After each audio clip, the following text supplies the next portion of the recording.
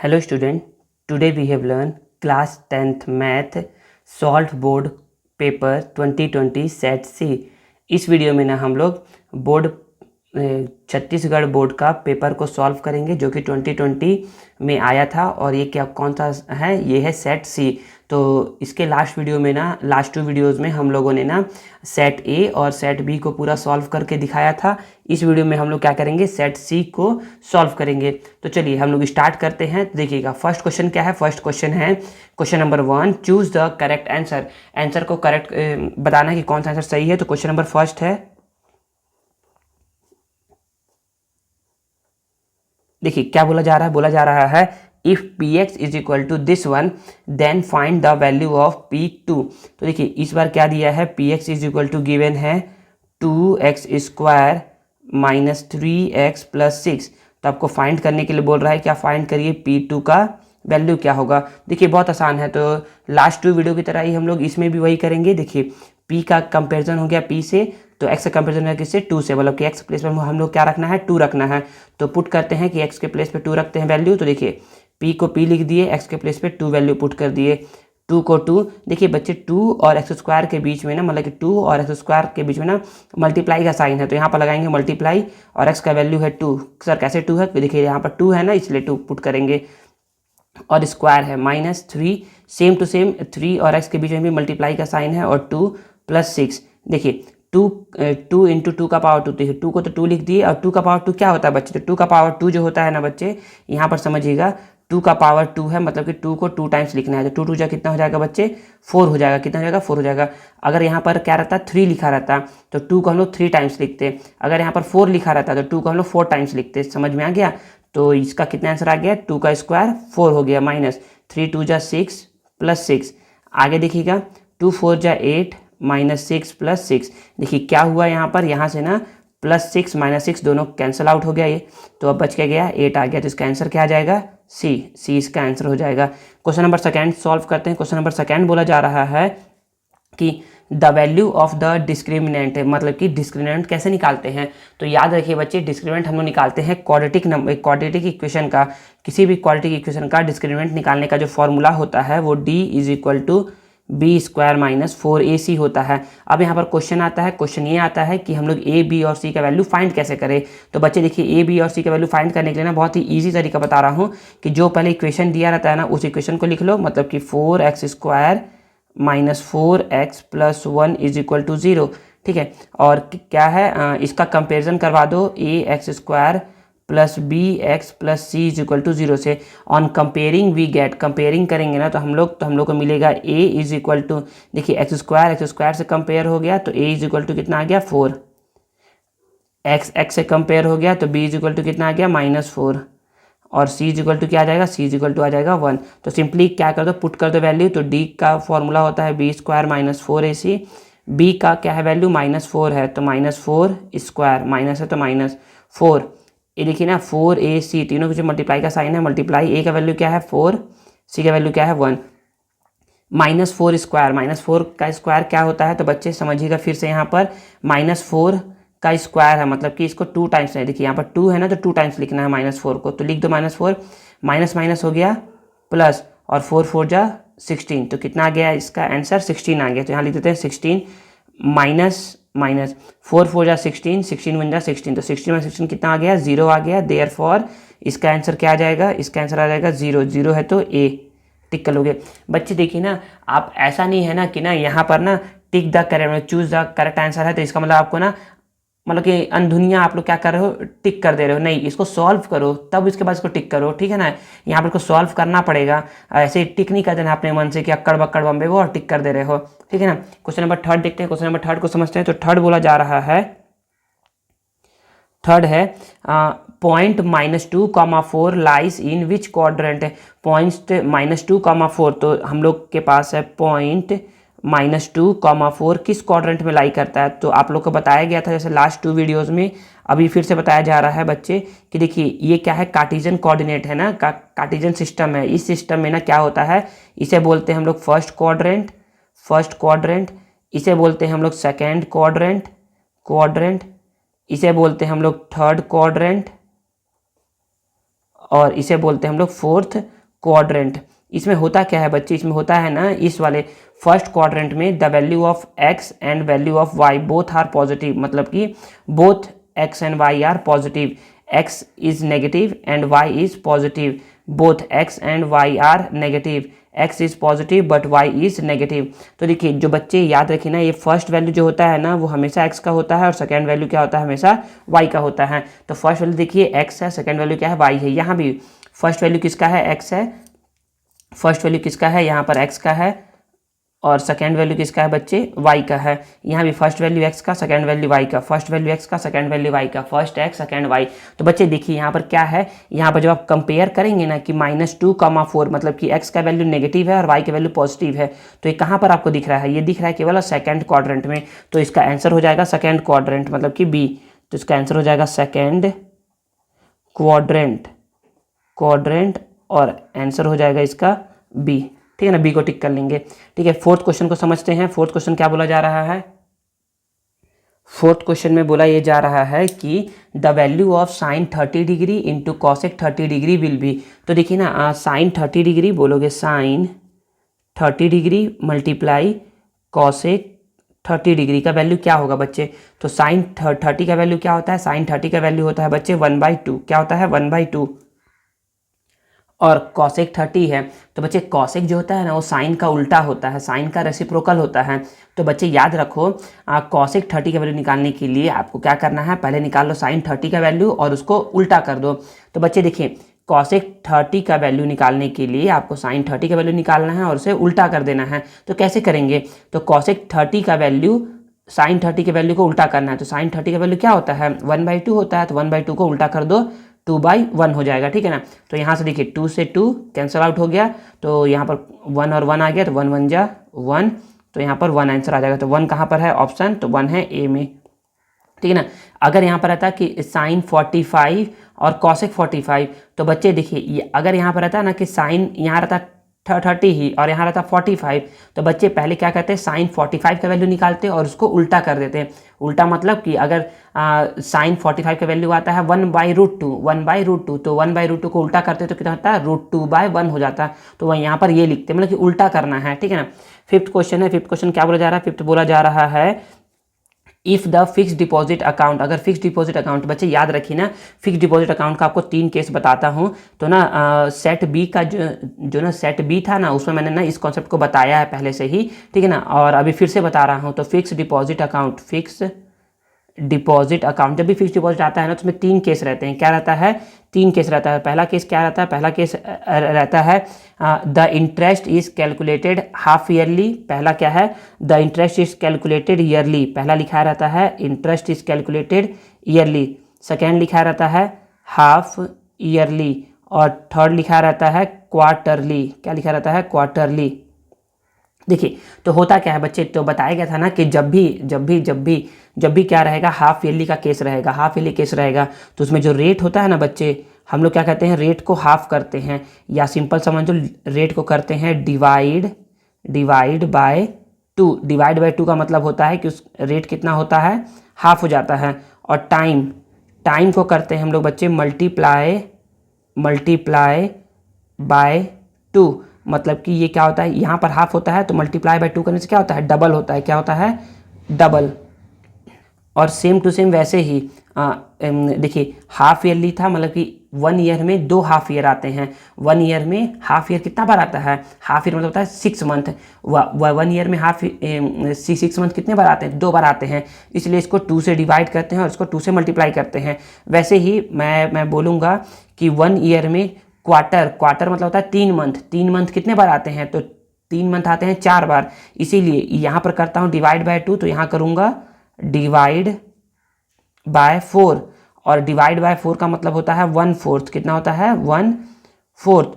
और यहाँ पर करते हैं टाइम को मल्टीप्लाई। टाइम को किससे मल्टीप्लाई करेंगे, जब डिवाइड किए हैं 4 से तो मल्टीप्लाई भी करेंगे 4 से, मल्टीप्लाई बाय 4। और मल्टीप्लाई बाय 4 का मतलब होता है 4 टाइम्स। ठीक है ना। और सर ईयरली में क्या कहते हैं, ईयरली में कुछ नहीं बच्चे, अगर ईयरली में जो रेट दिया है उतना ही लिख देते हैं। अगर दिया है कि रेट ऑफ इंटरेस्ट क्या है, 10% है, तो 10% लिख दो। और अगर ईयर दिया हुआ है टाइम दिया हुआ है, आपका टाइम दिया है मान लीजिए कि 3 ईयर, तो इसको 3 ईयर से लिख दो, ठीक है। तो ईयरली लिखा रहता है तो कुछ नहीं करते हैं, अगर हाफ ईयरली और क्वार्टरली लिखा रहता है तब कुछ करते हैं मतलब देखिए ना, यहाँ पर क्वेश्चन है इफ़ द फिक्स डिपॉजिट, अगर फिक्स डिपॉजिट आता है तो 3 केस बनते हैं, ये 3 केस बनेंगे। If the fix deposit the interest is calculated half yearly, यहाँ पर क्या है, इंटरेस्ट को कैसे कैलकुलेट किया जा रहा है, हाफ ईयरली कैलकुलेट किया जा रहा है। Then the rate of interest, तो रेट ऑफ इंटरेस्ट क्या होता है, डिवाइड बाय 2 या फिर हाफ, तो यहाँ पर क्या है ऑप्शन सी, यहाँ पर ऑप्शन क्या हो जाएगा, सी आंसर हो जाएगा, ठीक है। अब समझते हैं क्वेश्चन नंबर फर्स्ट का बी। देखिए अब बी का फर्स्ट क्या बोल रहा है, बी का फर्स्ट बोल रहा है फिल इन द ब्लैंक्स है the arithmetic mean of this one and this one. तो बच्चे बोलोगे ना, अर्थमेटिक मीन का फॉर्मूला होता है, arithmetic mean is equal to होता है a प्लस बी बाय 2, मतलब क्या करना है, a और b को प्लस करना है और डिवाइड बाय 2 कर देना है। तो देखिए यहाँ पर a का वैल्यू क्या दिया है, a का वैल्यू दिया है √5 + 1, तो लिख दो a का वैल्यू है √5 + 1 और प्लस है तो प्लस, b का वैल्यू क्या है √5 - 1, लिख दो √5 - 1 डिवाइड बाय 2। जब देखेंगे ना बच्चे तो होगा क्या, +1 और -1 दोनों क्या हो जाएगा, कट जाएगा, दोनों कट जाएगा, तो यहाँ पर क्या आ जाएगा, यहाँ पर आ जाएगा √5 + √5 आ जाएगा 2√5 डिवाइड में 2 है, तो देखिए क्या होगा, 2 से 2 भी क्या हो जाएगा, कट जाएगा, तो यहाँ पर आ जाएगा √5 आपका आंसर हो जाएगा, ठीक है ना। तो इसका आंसर क्या हो जाएगा √5। तो बच्चे अब क्वेश्चन आ रहा होगा आप लोग के दिमाग में, सर कि √5 2 √5 कैसे हो गया। बच्चे ज़रा मुझे ये बताओ कि x + x क्या होता है, तो आप बोलोगे 2x, बिल्कुल वैसे ही बच्चे √5 + √5 कितना होता है, 2√5। अगर आपको इसका कॉन्सेप्ट पता है कि ये 2x कैसे होता है तो ये भी पता होना चाहिए। देखिए यहाँ पर क्या है, कुछ नहीं है, यहाँ पर 1 छुपा रहता है, यहाँ पर 1 छुपा रहता है, तो 1 + 1 2 होता है। वैसे यहाँ पर 1 छुपा रहता है, यहाँ पर 1 छुपा रहता है, 1 और 1 2 होता है, ठीक है ना। क्वेश्चन नंबर सेकंड है, क्वेश्चन नंबर सेकंड क्या बोला जा रहा है, तो सेकंड बोला जा रहा है कि if a is to c then the mean proportion. Mean मतलब होता है बच्चे बीच का टर्म निकालना है, बीच का टर्म निकालना है। तो बच्चे बताया था ना आप लोगों को कि जब भी कभी रेशियो एंड प्रोपोर्शनैलिटी वाले क्वेश्चन में ना 3 नंबर रहेगा, 3 नंबर रेशियो में रहेंगे ना, तो उसको 4 नंबर बनाने के लिए कैसे करते हैं, बीच वाले नंबर को 2 टाइम्स लिखते हैं। कितने टाइम्स लिखते हैं, 2 टाइम्स लिखते हैं। देखिए इसका हो जाएगा a is to b as b is to c। देखिए तो बीच वाले को कितने बार लिख दिया, मैं 2 बार लिख दिया, और इसी बीच वाले को बोलते हैं बच्चे, इसी बीच वाले को बोलते हैं mean proportional, mean proportional,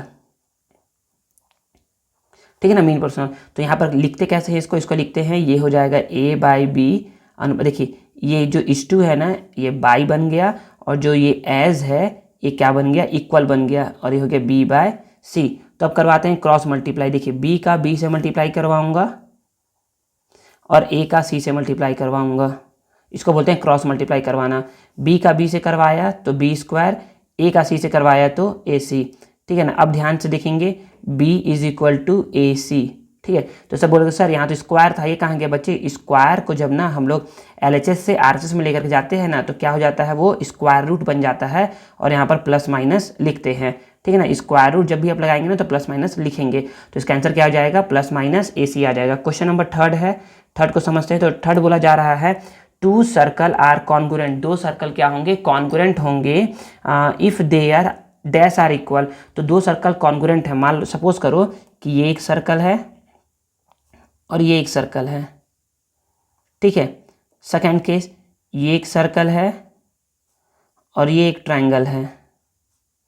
third case, ये एक सर्कल है, ये एक सर्कल है। फोर्थ केस, ये एक सर्कल है और ये एक सर्कल है। तो अब बच्चे समझिए ना, कॉन्ग्रुएंट का मैंने क्या बताया था आप लोग को, कॉन्ग्रुएंट मतलब बताया था ना कि कॉन्ग्रुएंट मतलब बताया था कि same shape as well as same size. Congruent तभी होता है जब क्या होता है, सेम शेप भी हो और सेम साइज भी हो। और सिमिलर का मतलब क्या बताया था, सिमिलर मतलब बताया था ना कि बस उसका शेप सेम होना चाहिए, साइज सेम हो या ना हो इससे हमें कोई फर्क नहीं पड़ता है, हमको क्या होना चाहिए, शेप क्या होना चाहिए, बस शेप सेम होना चाहिए। तो हम लोग को यहाँ पर कॉन्ग्रुएंट को देखना है। कॉन्ग्रुएंट मतलब होता है कि shape same as well as size भी सेम। तो मैं बोलूँगा क्या ये कॉन्ग्रुएंट है, पहले बोलता हूँ क्या ये सिमिलर है, तो बोलोगे सर ये सिमिलर बिल्कुल है। क्या एक कॉन्ग्रुएंट है? तो बोलोगे सर एक कॉन्ग्रुएंट नहीं है। सर सिमिलर क्यों है? क्योंकि इसका शेप सेम है, मतलब ये सिमिलर है। सर कॉन्ग्रुएंट क्यों नहीं है? क्योंकि इसका शेप तो सेम है बट इसका साइज सेम नहीं है, इसलिए नहीं हुआ। सर क्या ये सिमिलर है? तो बच्चे सिमिलर नहीं है। क्यों? क्योंकि इनका शेप सेम नहीं है, ये सर्कल है और ये ट्राइंगल है। सर क्या ये कॉन्ग्रुएंट है? तो बच्चे कॉन्ग्रुएंट भी नहीं है, क्योंकि इसका ना तो शेप सेम है और ना ही साइज सेम है। सर क्या ये सिमिलर है? तो बोलोगे यस सर ये सिमिलर है। क्यों? क्योंकि इसका शेप सेम है दोनों का, ये भी सर्कल ये भी सर्कल। सर क्या ये कॉन्ग्रुएंट है? तो बच्चे कॉन्ग्रुएंट नहीं है। क्यों? क्योंकि इसका शेप तो सेम है लेकिन साइज सेम नहीं है। अब नेक्स्ट, क्या ये सिमिलर है? तो बोलोगे यस सर ये सिमिलर है। बोलोगे अब बोलोगे कि सर मैं पूछूंगा क्या ये कॉन्ग्रुएंट है? तो बोलोगे यस सर ये कॉन्ग्रुएंट है। क्यों? क्योंकि सपोज करो कि अगर इसका रेडियस 1 सेंटीमीटर है तो इसका भी रेडियस कितना है? 1 सेंटीमीटर है, ठीक है ना। तो मतलब कि जब भी क्या होता है, जब भी दो सर्कल कॉन्ग्रुएंट होंगे, जब उनका क्या होगा? रेडियस सेम होगा। तो बोलोगे when two circle are congruent if their radius are equal या फिर diameter are equal. Sir diameter क्या होता है? तो डायमीटर क्या होता है? एक लाइन सेगमेंट होता है जो कि क्या होता है? सर्कल के 2 पॉइंट को टच करता है और इन सर्कल के सेंटर से पास होते हुए जाता है। तो मैं बोलूँ ना कि देखिए इसको बोलते हैं डायमीटर। यहाँ पे सर्कल का सेंटर है, ये क्या है? रेडियस है। क्या ये रेडियस है? सर्कल का सेंटर है, ये क्या है? रेडियस है। तो और ये सर्कल के 2 पॉइंट को टच करते हुए जा रहा है और क्या है? सेंटर से पास हो रहा है, तो इसको बोलते हैं डायमीटर। इसको बोलते हैं डायमीटर, ठीक है ना। मतलब कि डायमीटर का वैल्यू हर जगह क्या है? सेम ही है, चाहे आप उसमें कितना भी डायमीटर बना लो, ठीक है ना। तो इसका आंसर हो जाएगा या तो रेडियस लिख देना यहाँ पर या तो डायमीटर लिख देना, दोनों सही होगा, ठीक है। फोर्थ क्वेश्चन क्या बोला जा रहा है? फोर्थ बोला जा रहा है कि the value of 10 90 minus 33 degree. तो बोलोगे the value of 10 90 degree minus 33 degree. देखिए 10 को तो 10 लिख दिया, 90 माइनस 33 जब करेंगे ना तो 10 माइनस 3 7 और 8 माइनस 3 5, तो 1057 इसका आंसर आ जाएगा। या फिर 10 90 माइनस थीटा, 10 90 माइनस थीटा होता है कॉट थीटा। तो देखो 10 90 माइनस थीटा तो कॉट थीटा, तो थीटा जगह पे क्या आ जाएगा? 33 डिग्री। तो बच्चे यहाँ पर एक फॉर्मूला याद रखिएगा। फॉर्मूला क्या है? फॉर्मूला बोलेगा कि 10 90 माइनस थीटा होता है कॉट थीटा के इक्वल और कॉट 90 माइनस थीटा होता है टेन थीटा के इक्वल, ठीक है, पहला फॉर्मूला। दूसरा फॉर्मूला याद रखिएगा कि साइन 90 माइनस थीटा होता है कॉस थीटा के इक्वल और कॉस 90 माइनस थीटा होता है साइन थीटा के इक्वल। तीसरा फॉर्मूला याद रखिएगा। तीसरा फॉर्मूला क्या याद रखेंगे? सेक 90 माइनस थीटा होता है कॉसेक थीटा के इक्वल और कॉसेक 90 माइनस थीटा होता है सेक थीटा के इक्वल। इसको याद रखिएगा ना। तो बच्चे तब क्या होगा? अगर इसको याद रखिए ना तो ये क्वेश्चन बन जाएगा इजीली। अब क्वेश्चन नंबर 5 क्या बोल रहा है? क्वेश्चन नंबर 5 बोल रहा है कि the sum of 2 even number is always. तो 2 इवन नंबर का सम, तो कोई भी इवन नंबर सपोज करिए कि यहाँ पर 6 है और दूसरा इवन नंबर क्या है? 10 है। तो 2 इवन नंबर का सम कितना आ गया? 16। मतलब कि ऑलवेज क्या आता है? इवन ही आता है। तो बोलोगे the sum of 2 even number is always even. क्या होता है? ऑलवेज इवन होता है। अब क्वेश्चन नंबर फर्स्ट का सी को सॉल्व करते हैं। जो सी में फर्स्ट क्वेश्चन क्या बोला जा रहा है समझते हैं उसको। देखिए सी का फर्स्ट क्वेश्चन क्या बोला जा रहा है, मतलब कि ट्रू एंड फॉल्स है, बताना है। तो बोलोगे कि first circle of all size are similar. तो सर्कल जो सभी साइज के होते हैं ना, क्या वो सिमिलर होते हैं? तो बच्चे देखिए ना, तो सर्कल किसी भी साइज के हो वो सिमिलर होते हैं या नहीं होते हैं ना। तो इसको समझाने के लिए ना देखिए ना, यहाँ पर जो मैंने बताया था ना कि सपोज करिए कि देखिए ये दोनों सर्कल है, ये दोनों सर्कल है और ये भी सर्कल है। इसको तो भूल जाइए कि यहाँ पर नहीं। देखिए सर्कल देखिए ये सिमिलर था क्या? हाँ।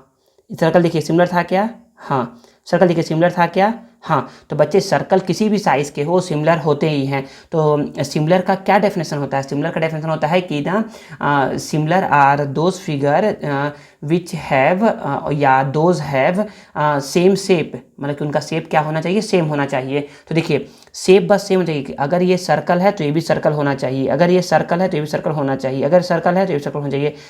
ये फ़र्क नहीं पड़ता ना कि वो कितना छोटा है कितना बड़ा है, फ़र्क ही नहीं पड़ता है, बस होना क्या चाहिए, क्या कि वो सिंपल सा सर्कल होना चाहिए, मतलब कि शेप सेम होना चाहिए। तो क्या है, circle of all size are similar, तो बोलोगे ट्रू। क्या होता है ये, ट्रू होता है।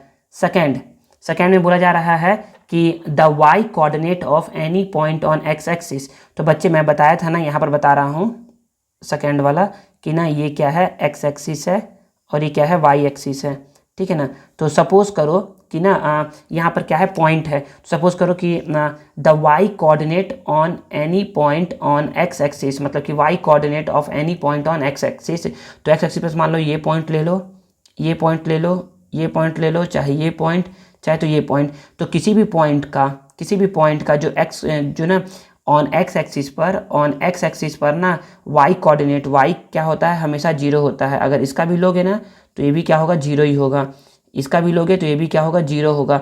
y का वैल्यू यहाँ पर कुछ ना कुछ होगा। सपोज करो कि यहाँ पर y का वैल्यू -1 है, सॉरी यहाँ पर x का वैल्यू क्या है, -1 है, यहाँ पर x का वैल्यू क्या है, -2 है, यहाँ पर x का वैल्यू क्या है, सपोज करो 3 है, और यहाँ पर x का वैल्यू क्या है, दोनों यहाँ पर 0 0 होते हैं क्योंकि ये ऑरिजिन होता है।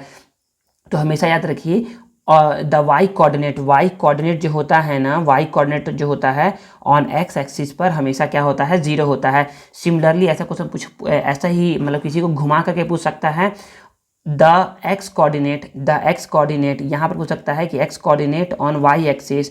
तो एक्स कोऑर्डिनेट वाई एक्सिस पे क्या होगा, जीरो होगा। एक्स कोऑर्डिनेट सारा क्या होगा, जीरो होगा वाई एक्सिस पर, ठीक है ना। सारा कोऑर्डिनेट क्या होगा, जीरो होगा वाई एक्सिस पर। एक्स का वैल्यू, एक्स का सारा वैल्यू क्या होगा, जीरो होगा। मान लो सपोज करो कि यहाँ पर ये 4 है और यहाँ पर सपोज करो कि यहाँ पर -3 है, कुछ भी हो सकता है। तो ये क्या है, बिल्कुल ट्रू स्टेटमेंट है। क्या है, बिल्कुल ट्रू स्टेटमेंट है। थर्ड क्या बोला जा रहा है, थर्ड बोला जा रहा है कि अ क्यूब है 7 एज। क्यूब में 7 एज होते हैं क्या, तो देखिए ना बच्चे यहाँ पर सिंपल समझिए कि ये क्या है, एक क्यूब है। क्या बना रहा हूँ, एक क्यूब बना रहा हूँ ना।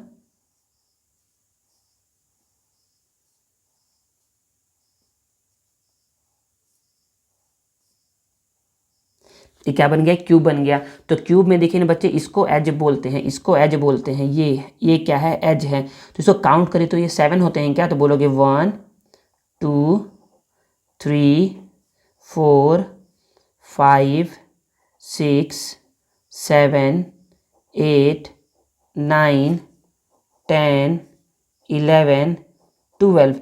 तो बच्चे क्यूब में एज कितने होते हैं बच्चे, तो एज होते हैं, टोटल एजेस कितने होते हैं, 12 होते हैं, ठीक है ना। इसमें पूछा नहीं गया है लेकिन मैं बता दे रहा हूँ ना, एक्स्ट्रा नॉलेज दे रहा हूँ कि ना यहाँ पर क्या है, एज तो 12 होते हैं। एज कितने होते हैं, 12 होते हैं। वैसे ही इस पॉइंट को इन सारे पॉइंट को बोलते हैं वर्टेक्स। क्या बोलते हैं, वर्टेक्स। क्या बोलते हैं, वर्टेक्स। टोटल वर्टेक्स कितने, अगर काउंट करोगे ना, देखिए तो यहाँ पर काउंट करेंगे तो वर्टेक्स टोटल कितने होते हैं, तो वर्टेक्स होते हैं 8। कितने होते हैं वर्टेक्स, 8 होते हैं। फेसेस बच्चे देखिए, इसको बोलते हैं फेसेस। सपोज करिए कि आप जिस रूम में अभी बैठे हुए हैं ना, तो उसमें कितना दीवार है, तो बोलोगे सर दीवार तो टोटल 4 है, 1 2 3 4, और एक ऊपर में छत होगा और नीचे में एक ज़मीन होगा, ठीक है ना। एक होता है रूफ और एक होता है फ्लोर। तो उसको भी क्या करते हैं, फेसेस काउंट करते हैं। तो टोटल कितने फेसेस होते हैं, टोटल होते हैं 6 फेसेस। देखिए इसमें भी 6 फेसेस हैं, एक नीचे वाला, एक ऊपर वाला, एक लेफ्ट वाला, एक राइट वाला, एक फ्रंट वाला और एक बैक वाला। टोटल 6 फेसेस होते हैं, ठीक है ना। अब आता है कि डायगोनल कितने होते हैं, डायगोनल्स कितने होते हैं। तो बच्चे डायगोनल इसमें 2 टाइप्स के होते हैं। कितने होते हैं डायगोनल, 2 टाइप्स के होते हैं। पहला डायगोनल होता है जो कि फेस पर बनता है, मतलब कि जो आपके घर के दीवारों पर जो डायगोनल बनेगा ना, उसको बोलते हैं फेस डायगोनल। पहला होता है फेस डायगोनल्स, और दूसरा होता है स्पेस डायगोनल्स। देखिए फेस डायगोनल क्या होता है, जो कि फेस से बनता है। सपोज करो कि देखिए ये एक फेस है, क्या है, एक फेस है, मतलब ये क्या है, घर का एक दीवार है आपका। तो देखिए ऐसे करके एक डायगोनल बनेगा, यहाँ पर समझिएगा, ऐसे करके एक डायगोनल बनेगा और ऐसे करके एक डायगोनल बनेगा। तो एक फेस पे 2, फिर इधर ही बनेगा 1 2 3 4, फिर यहाँ बनेगा 5 6 7 8 9, 10, 11, 12। तो टोटल डायगोनल कितने बनते हैं? फेस डायगोनल टोटल होते हैं 12। और दूसरा होता है स्पेस डायगोनल। स्पेस मतलब जो कि हवा में बनता है। हवा में कैसे बनता है देखिए ना, इसको समझिएगा कि देखिए ना, अब क्या हम लोग को निकालना है स्पेस डायगोनल। तो इस पॉइंट को समझिए कि इस पॉइंट से मैंने क्या कर दिया, एक डायगोनल यहाँ बना दिया। आप घर में भी देखिए ना, घर में जो आपका जो फ्लोर होगा ना, फ्लोर से आप 4 पॉइंट मतलब कि फ्लोर में आप मतलब कि आपका जो घर होगा उसमें 4 पॉइंट होंगे कॉर्नर में। तो उन 4 पॉइंट को पकड़ करके ना हवा से एक डायगोनल बनाएगा ऊपर की ओर, ऐसे करके एक फ्लोर, एक नीचे वाली ज़मीन से ऊपर की ओर एक फ्लोर, मतलब कि एक डायगोनल। फिर यहाँ से यहाँ पर आएगा दूसरा डायगोनल, फिर यहाँ से यहाँ पर आएगा एक तीसरा डायगोनल, और यहाँ से यहाँ पर आएगा एक चौथा डायगोनल। ठीक है ना। तो टोटल स्पेस डायगोनल कितने होते हैं? टोटल होते हैं 4। तो 12 + 4 कितने हो गए? 16। कोई पूछे कि बताओ टोटल नंबर ऑफ डायगोनल कितने होते हैं, तो बोलोगे आप 16 होते हैं। कितने होते टोटल? 16 होते हैं। कोई पूछे फेस डायगोनल कितने होते हैं, तो बोलोगे 12। कोई पूछे स्पेस डायगोनल कितने होते हैं, तो बोलोगे 4। ठीक है ना। ये एक्स्ट्रा इन्फॉर्मेशन था।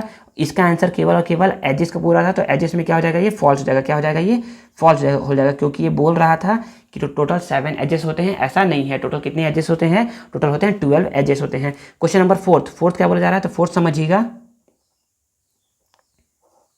फोर्थ में है service tax is an indirect tax. तो यस, सर्विस टैक्स क्या होता है? इनडायरेक्ट टैक्स होता है। तो क्या है? बिल्कुल ट्रू स्टेटमेंट है। ये ना वन लाइनर स्टेटमेंट है, तो उसको याद रखिएगा। सर्विस टैक्स क्या होता है? इनडायरेक्ट टैक्स होता है। सर्विस टैक्स मतलब जो आपको कुछ सर्विस प्रोवाइड करता है उसको बोलते हैं सर्विस टैक्स। तो सर्विस टैक्स वाले जो लोग होते हैं ना, मतलब कि जो सर्विस टैक्स लेते हैं ना, वो आपको वो क्या कहते हैं, गवर्नमेंट को डायरेक्टली पैसा नहीं देते हैं, वो पैसा देते हैं इनडायरेक्टली। इसीलिए हम लोग बोलते हैं कि वो इनडायरेक्ट टैक्स पे कर रहे हैं। यहाँ पर फैक्ट्स लिख दिया गया है, तो टैक्स होगा। फिफ्थ क्वेश्चन क्या बोल रहा है? फिफ्थ क्वेश्चन बोल रहा है in a triangle the sum of any two side is less than third side. तो याद रखिए बच्चे याद रखिए कि कोई भी ट्राइंगल बनने के लिए पहला कंडीशन यही होता है ना, कंडीशन नंबर 1 यही होता है ना, कि कोई भी दो साइड का सम, ट्राइंगल के किन्हीं भी दो साइड का सम ऑलवेज क्या होना चाहिए? ग्रेटर देन होना चाहिए थर्ड साइड से, तभी आप ट्राइंगल बना पाओगे। तो सपोज करो कि एक एग्जांपल लेते हैं, फिफ्थ के लिए एक एग्जांपल लेते हैं। सपोज करो मैंने बोला कि 2 सेंटीमीटर, 3 सेंटीमीटर और 4 सेंटीमीटर, मतलब कि इन तीनों सेंटीमीटर, मतलब कि इन तीनों लेंथ का यूज़ करके क्या मैं ट्राइंगल बना सकता हूँ? तो बोलोगे ना कि सर आपने भी बताया ना कि किन्हीं भी दो साइड का सम ऑलवेज क्या होना चाहिए? थर्ड साइड से ग्रेटर होना चाहिए, इक्वल भी नहीं, ग्रेटर होना चाहिए, तभी हम लोग बना सकते हैं। तो इसको चेक करिए तो कि 2 + 3 क्या ये थर्ड साइड से ग्रेटर है? तो 2 + 3 होता है 5, बिल्कुल है। अभी तो ये पहला चेक हुआ है, बाकी सबको चेक करते हैं। 3 + 4 क्या ये 2 से ग्रेटर है? तो हाँ सर, बिल्कुल ग्रेटर है। फिर 4 + 2 क्या ये 3 से ग्रेटर है? तो 4 + 2 होता है 6। हाँ देखिए, ये तीनों वैल्यू क्या कर रहा है? सेटिस्फाई कर रहा है।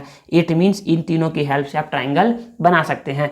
एक और एग्जांपल लीजिए। एक एग्जांपल सेकंड क्या है? सपोज करिए कि मैंने बोला कि 3 सेंटीमीटर, 4 सेंटीमीटर और 7 सेंटीमीटर की हेल्प से क्या आप ट्राइंगल बना सकते हैं? ये सेकंड एग्जांपल है, ठीक है ना।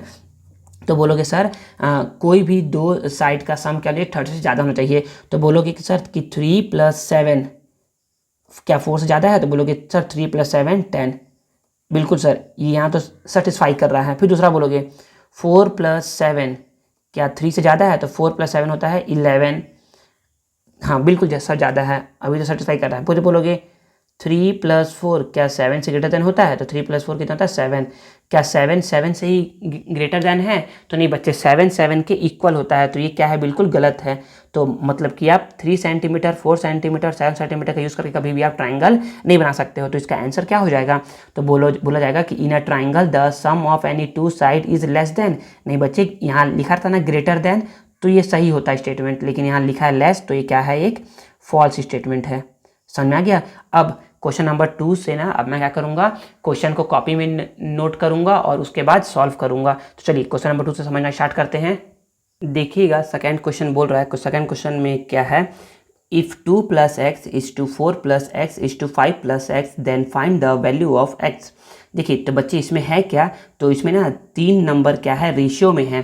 तो मैंने बताया था ना बच्चे, जब भी 3 नंबर क्या रहते हैं, रेशियो में रहते हैं ना, तो उसको 4 नंबर बनाने के लिए क्या करते हैं हम लोग, क्या करते हैं, तो जो बीच वाला नंबर रहता है ना उसको 2 टाइम्स लिखते हैं। तो मैंने क्या कर दिया, मैंने लिख दिया 2 plus X is to 4 plus X as 4 plus X is to 5 plus X. मैंने क्या कर दिया, देखिए बीच वाले नंबर को ना 2 टाइम्स लिख दिया। तो यहाँ पर लिख दूंगा मैं 2 प्लस एक्स इज टू मतलब डिवाइड 4 प्लस एक्स, ठीक है। एज मतलब होता है इक्वल टू, यहाँ लिख दिया 4 प्लस एक्स इज टू मतलब डिवाइड 5 प्लस एक्स। अब देखिए क्या करवाएंगे, अब करवाएंगे इसका क्रॉस मल्टीप्लाई। क्या करवाएंगे, क्रॉस मल्टीप्लाई। तो क्रॉस मल्टीप्लाई में ना 2 प्लस एक्स का मल्टीप्लाई करवाएंगे, 2 प्लस एक्स का मल्टीप्लाई करवाएंगे किसके साथ, 5 प्लस एक्स के साथ, और 4 प्लस एक्स का मल्टीप्लाई करवाएंगे हम लोग 4 प्लस एक्स के साथ, ठीक है। तो देखिए बच्चे अब समझिएगा ज़रा, अब यहाँ पर क्या है, तो यहाँ पर ये है ना बच्चे कि हम मल्टीप्लाई कैसे करवाते हैं। तो 2 का मल्टीप्लाई करवाएंगे 5 के साथ, 2 का मल्टीप्लाई करवा दिए 5 के साथ, और इसी 2 का मल्टीप्लाई करवा दिए x के साथ। फिर इस x का मल्टीप्लाई करवाएंगे 5 के साथ, और इसी x का मल्टीप्लाई करवा दिए x के साथ। अब सेम प्रोसीजर यहाँ पर भी, इस 4 का मल्टीप्लाई करवाएंगे x के साथ, और इसी 4 का मल्टीप्लाई करवाएंगे, सॉरी यहाँ गलती हो गया ना बच्चे, पहले क्या करवाएंगे, पहले वैसे तो सही है आगे पीछे लिख सकते हैं, लेकिन फिर भी पहले 4 का मल्टीप्लाई करवाएंगे 4 के साथ, और फिर 4 का मल्टीप्लाई करवाएंगे x के साथ, फिर इस x का मल्टीप्लाई करवाएंगे 4 के साथ, और इस x का मल्टीप्लाई करवाएंगे x के साथ। समझ में आ गया ना। तो सभी के साथ सभी का मल्टीप्लाई करवाना है, चाहे उसके अंदर कितने भी टर्म लिखे हुए हों, सभी का मल्टीप्लाई करवाना है। तो देखिएगा अब यहाँ पर हो जाएगा 2 5 ज़ा 10, 2 इंटू एक्स हो गया 2x, 5 इंटू एक्स हो गया 5x, x इंटू एक्स हो गया X square, is equal to 4 into 4 हो गया 16, 4 इंटू एक्स हो गया 4x, x इंटू 4 हो गया 4x, और x इंटू एक्स हो गया एक्स स्क्वायर, ठीक है। अब देखिए 10 को 10 लिख दिए, 2x इंटू 5x हो गया 7x, क्या हो गया 7x, और प्लस एक्स स्क्वायर, 16 को 16, 4x प्लस 4x ये हो गया 8x, और प्लस एक्स स्क्वायर, ठीक है। 10 को 10 लिख दिए, 7x को 7x लिख दिए, X square plus 16 RHS LHS में आएगा minus 16, plus 8x RHS to LHS minus 8x, plus X square RHS to LHS minus X square is equal to 0। अब देखिए यहाँ पर, अब यहाँ पर ना प्लस 10 और माइनस 16 ये हो जाएगा माइनस 6, क्या हो जाएगा माइनस 16। यहाँ कुछ नहीं लिखा है मतलब कि प्लस है, तो प्लस माइनस क्या होता है, माइनस होता है। तो 16 में से 10 को माइनस करेंगे तो आएगा 6 आएगा, और ग्रेटर नंबर क्या है 16 है, साइन है माइनस का तो माइनस लगा देंगे। सेम ऐसे ही प्लस 7 माइनस 8, तो प्लस माइनस माइनस होता है, 8 माइनस 7 1 होता है, और x को x लिख दिए, ग्रेटर नंबर है 8, साइन है माइनस का तो माइनस लगा दिए, plus X square minus square cut गया, दोनों क्या आ गया 0 आ गया।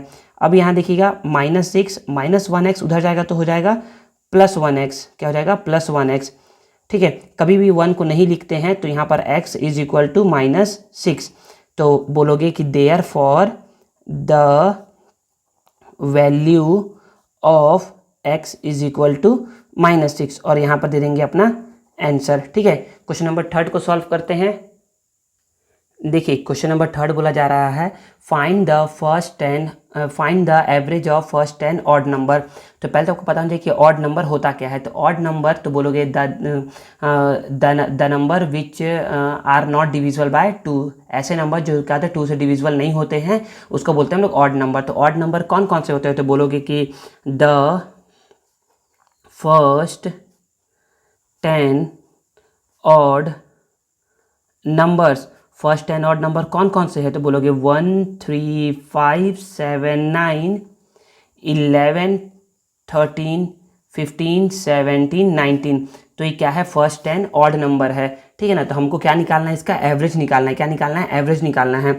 तो बोलोगे कि एवरेज इज इक्वल टू, एक फॉर्मूला होता है एवरेज इज इक्वल टू होता है sum of all the observation, sum of all the observation divided by total number of observation, divided by total number of observation, total number of observation. वेशन। तो सम मतलब करना है, इसको प्लस करना है, तो प्लस करते हैं।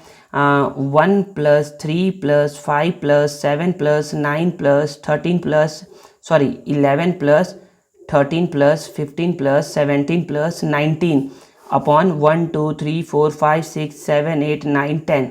ठीक है ना। देखिए अब इसको ऐड कैसे करेंगे, इसको ऐड अब थोड़ा सा ना दिमाग लगाइए। दिमाग कैसे लगाना है देखिए ना, मैं ये बोल सकता हूँ क्या कि 19 + 1 20, 17 + 3 20, 15 + 5 20, 13 + 7 20, 11 + 9 20। देखिए तो 20 20 कितनी बार आ रहा है, 1 2 3 4 और 5। 5 टाइम्स 20 का मतलब है 20 × 5 का मतलब होता है 100। तो इट मीन्स 100 आ गया और डिवाइड बाई 10 है, तो 1 0 से 1 0 तो कितना आ जाएगा 10/1, और 10/1 कितना होता है 10 होता है। तो बोलोगे कि therefore the average of first 10 odd numbers is 10 हो जाएगा। ठीक है, क्वेश्चन नंबर 4 को समझते हैं। देखिए तो क्वेश्चन बोला जा रहा है calculate the distance of point 6,8 from the origin. मतलब कि हम लोग को डिस्टेंस निकालना है, जिसमें से एक पॉइंट तो ये दिया है और दूसरा पॉइंट क्या है, ऑरिजिन है। तो बोलोगे फर्स्ट पॉइंट क्या दिया है 6,8 and second point is origin. तो ऑरिजिन का क्या होता है, कोऑर्डिनेट्स होता है 0,0। तो देखिए ना, तो यहाँ से हम लोग क्या निकालते हैं, x और y के लिए निकालते हैं। तो बोलोगे कि x = y = x y = देखिए यहाँ पर ना बताया था ना पहले भी और अभी फिर से बता रहा हूँ कि जो पहला वैल्यू रहता है ना, हमेशा पहला वैल्यू किसका रहता है, x का रहता है, और दूसरा वैल्यू किसका रहता है, y का रहता है। तो यहाँ पर भी पहला वैल्यू x का है, दूसरा वैल्यू y का है। पहला वैल्यू x का है, दूसरा वैल्यू y का है। ये फर्स्ट पॉइंट है, क्या है ये, फर्स्ट पॉइंट है, इसीलिए यहाँ लगा दिए 1 1। ये सेकेंड पॉइंट है 0 0, इसलिए यहाँ लगा दिए 2 और 2। समझ में आ गया। तो यही है बच्चे। तो देखिए ना, तो अब हम लोग बोल सकते हैं कि distance is equal to √x2 - x1 square plus y2 - y1 square. ये क्या होता है, फॉर्मूला होता है। ठीक है ना, याद रखिएगा डिस्टेंस का। तो बस क्या करना है, बस वैल्यू पुट करना है और आंसर हमारा आ जाएगा। देखिए ना, तो यहाँ पर x2 का क्या है 0 - x1 क्या है 6 स्क्वायर प्लस y2 क्या है 0, y1 क्या है 8। ठीक है, तो देखिएगा समझिएगा यहाँ पर 0 - 6 कितना होता है -6 स्क्वायर, 0 - 8 क्या होता है -8 स्क्वायर। अब यहाँ देखिएगा -6 का स्क्वायर क्या होता है, तो बच्चे बोलोगे ना कि ना -6 को 2 टाइम्स लिखना है, -6 × -6 माइनस माइनस प्लस और 6 6 ज़ा 36। तो कितना इसका आंसर आ जाएगा 36। -8 का स्क्वायर, -8 का मतलब होता है कि -8 को 2 टाइम्स लिखना है, माइनस माइनस प्लस 8 8 ज़ा 64। तो कितना आ गया 64। 36 + 64 होता है 100। और 100 को जब आप क्या करोगे, इसका निकालोगे प्राइम फैक्टराइजेशन, तो कुछ ऐसा निकलेगा 2 से 50 टाइम्स, 2 से 25 टाइम्स, 5 से 5 टाइम्स, 5 से 1 टाइम्स। तो यहाँ पर आ गया 2 × 2 × 5 × 5। देखिए किसका पेयर बन गया, पेयर बन गया इसका, इस 2 का पेयर बन गया, 5 का पेयर बन गया। तो जिसका पेयर बन गया उसको बाहर कर दो, समझ में आ गया। और 2 5 ज़ा कितना हो गया 10 आ गया। तो बोलोगे therefore the distance of point 6,8 from the origin is 10 unit. हमेशा याद रखिए ना बच्चे, आंसर ना यूनिट में देना है। क्या देना है, यूनिट में। तो यहाँ पर इसका यूनिट क्या आ जाएगा, इसका 10 यूनिट। यहाँ पर ना सेंटीमीटर कहीं नहीं दिया था, तो सेंटीमीटर लिखते, तो इसका आंसर ये आ गया। क्वेश्चन नंबर 5 को समझते हैं। अब देखते हैं क्वेश्चन नंबर 5 को। क्वेश्चन नंबर 5 क्या बोल रहा है, 5 है find the value of 10 15 degree divided by cot 75 degree plus sine 31 degree divided by cos 59 degree. तो इसमें देखिए करेंगे क्या, तो पहले हम लोग ना आप लोग को पहले ही बताया जा चुका है कि ना जब भी आपको ना कुछ अजीब नंबर दिखता है, अजीबोगरीब नंबर दिखता है, जैसे कि 0, 30, 45, 60 और 90, इन सब के अलावा कुछ और नंबर दिखता है जिसका आपने कभी वैल्यू याद ही नहीं किया, जैसे कि 10, 15 का कभी आपने पढ़ा भी नहीं होगा। तो जब ऐसा कुछ वैल्यू दिखे ना, तो क्या करो, हमेशा चेक करो ना क्या ऊपर और नीचे वाले नंबर को ऐड करने से 90 बन रहा है क्या। तो देखिए ना, तो 15 प्लस 75 को ऐड करेंगे तो क्या बनेगा, 90 बनेगा। 31 और 59 को ऐड करें तो क्या बनेगा, 90 बनेगा। तो बच्चे, तो हम लोग इस वाले क्वेश्चन को, तो हम लोग ऐसे क्वेश्चन को सॉल्व करने के लिए लगाते हैं कॉम्प्लीमेंट्री रूल। क्या लगाते हैं, कॉम्प्लीमेंट्री रूल। तो देखिए इसको हल कैसे, तो इसको सॉल्व कैसे करते हैं, तो यहाँ पर लिखेंगे 10 15 degree divided by cot 75 degree plus sine 31 degree divided by cos 59 degree. तो बच्चे देखिए करेंगे क्या, तो यहाँ पर सबसे पहले जो 10 है उसको 10 को 10 लिख देंगे, और यहाँ पर बच्चे समझिए, बताइए तो जरा मुझे कि 15 प्लस 75 करूँगा तो क्या 90 आएगा, क्या आएगा ना बच्चे। बच्चे इसको रफ में करिएगा, कहाँ करिएगा, इसको रफ में करिएगा ना, जो भी कर रहा हूँ ना पेंसिल से उसको रफ में करिएगा। 15 प्लस 75 करो तो 90 आएगा। ठीक है, तो आप ऐसा बोल सकते हो क्या कि 50 इज इक्वल टू 90 माइनस 75, मतलब 75 का उधर उस साइड भेज दो, उस साइड का मतलब होता है कि एलसीएस टू आरएचएस में भेज दो। तो हम लोग बोल सकते हैं ना कि 15 इज इक्वल टू क्या होता है, 19 माइनस 75। तो हम लोग यही लिखते हैं यहाँ पर, 15 को क्या लिख दिए, 90 माइनस 75। ठीक है, और यहाँ पर कॉट 75 था ही, प्लस साइन को साइन लिख दिए। 31 को क्या लिख सकते हैं, तो बच्चे ज़रा समझिएगा, आप बोल सकते हो कि 31 प्लस 59 इज इक्वल टू कितना होता है, 90 होता है। तो 31 को आप ऐसा बोल सकते हो, 90 माइनस 59 डिग्री। ठीक है, क्योंकि देखिए 59 को उधर भेजेंगे तो 90 माइनस 59 हो जाएगा, तो इसको 31 को बोल दोगे 90 माइनस 59 डिग्री, और यहाँ पर कॉस 59 डिग्री था। ठीक है ना, तो अब बच्चे याद रखो, देखो इसको बच्चे ना रफ में करना है, कहाँ करना है, इसको रफ में करिएगा ना, ये सब जो किया हूँ। 10 90 माइनस थीटा, 10 90 माइनस थीटा होता है कॉट थीटा, थीटा की जगह क्या है 75, तो 75 नीचे में कॉट 75 था ही, प्लस साइन 90 माइनस थीटा होता है कॉस थीटा, थीटा की जगह क्या है 59, और यहाँ पर कॉस 59 पहले से ही था नीचे में। तो अब आप ना इस जो अभी लिख रहा हूँ ना, मतलब इसको पेन से लिख देता हूँ कि आप इसको क्या करोगे, इसको बोलोगे ना, सिंस साइन 90 माइनस थीटा कितना होता है बच्चे, कॉस थीटा होता है। ठीक है, और यहाँ पर बोलोगे कि 10 90 माइनस थीटा कितना होता है बच्चे, ये होता है कॉट थीटा। ठीक है ना, तो बच्चे इसको याद रखिएगा। अब आगे में बोला जा रहा है, देखिएगा ना, यहाँ पर जब देखेंगे तो यहाँ से कॉट 75 कट, कॉस और कॉस ये कट, तो कटने से क्या होता है बच्चे, जरा ये बताइए तो मुझे कि x को अगर मैं x से ही डिवाइड करूँगा तो आंसर क्या आएगा, 1 आएगा। तो वैसे ही जब मैं इसको डिवाइड करूँगा ना बच्चे, तो यहाँ पर आंसर क्या आएगा, 1, और इसका भी डिवाइड करने से आंसर 1, तो 1 और 1 2, तो इसका वैल्यू क्या हो जाएगा, तो बोलोगे therefore the value of 10 15 degree upon cot 75 degree plus sine 31 degree divided by cos 59 degree is equal to 2। The value of this one is 2, और इसको ऐसे करके बोल दीजिएगा कि आपका क्या हो गया आंसर। ठीक है ना, क्वेश्चन नंबर 6 को सॉल्व करते हैं। देखिए क्वेश्चन नंबर 6 अब बोला जा रहा है, find the sum and product of the root this one. तो हमको इसका क्या निकालना है, sum and product of roots निकालना है। तो कैसे निकालते हैं, तो सबसे पहले बोलोगे ना कि comparing the given quadratic equation x² minus 5x plus 6 is equal to 0। जो इक्वेशन दिया हुआ है ना, comparing the given quadratic equation this one with ax² plus bx plus c is equal to 0। तो ऑन कंपेयरिंग, तो बोलोगे on comparing we get, compare करने से हम लोग को क्या मिलता है, कंपेयर करने से हम लोग को मिलता है a is equal to B is equal to C is equal to.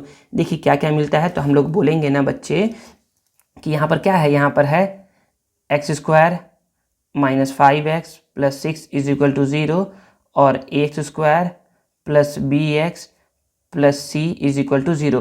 देखिए कंपेयर कर रहे हैं ना, कंपेयर करेंगे ना तो बच्चे देखिए एक्स स्क्वायर का एक्स स्क्वायर से कंपेयर हो गया तो ए इज इक्वल टू कितना आ गया बच्चे 1। सर यहाँ तो कुछ नहीं लिखा है बच्चे, कुछ नहीं है मतलब कि ये 1 मल्टीप्लाई करके है, ठीक है ना। एक्स एक्स से कंपेरिजन हो गया तो बी का वैल्यू क्या आ गया -5, सी का वैल्यू क्या आ जाएगा 6 आ जाएगा। अब कंपेयर करने के बाद हम लोग ए बी और सी का वैल्यू निकाल लिए। अब इसके बाद हमको क्या निकालना है, sum and product of roots. तो बोलोगे we know that the sum of the roots क्या होता है -b/a। फॉर्मूला क्या होता है इसका -b/a होता है। माइनस को तो माइनस लिख दिए, b का वैल्यू क्या है बच्चे -5, a का वैल्यू क्या है 1, तो माइनस माइनस क्या हो गया प्लस, तो 5/1, 5/1 क्या होता है बच्चे 5 होता है, तो इसका आंसर क्या आ जाएगा 5 आ जाएगा। अब हमको निकालना है प्रोडक्ट ऑफ द रूट। तो बोलोगे and the product of the roots is equal to होता है c/a। c का वैल्यू क्या है बच्चे 6 है, a का वैल्यू क्या है बच्चे 1 है, तो 6/1 क्या होता है 6 होता है। तो ये हमारा निकल गया सम ऑफ द रूट और ये निकल गया हमारा प्रोडक्ट ऑफ द रूट्स। तो बोलोगे therefore the sum and product of the roots are 5 and 6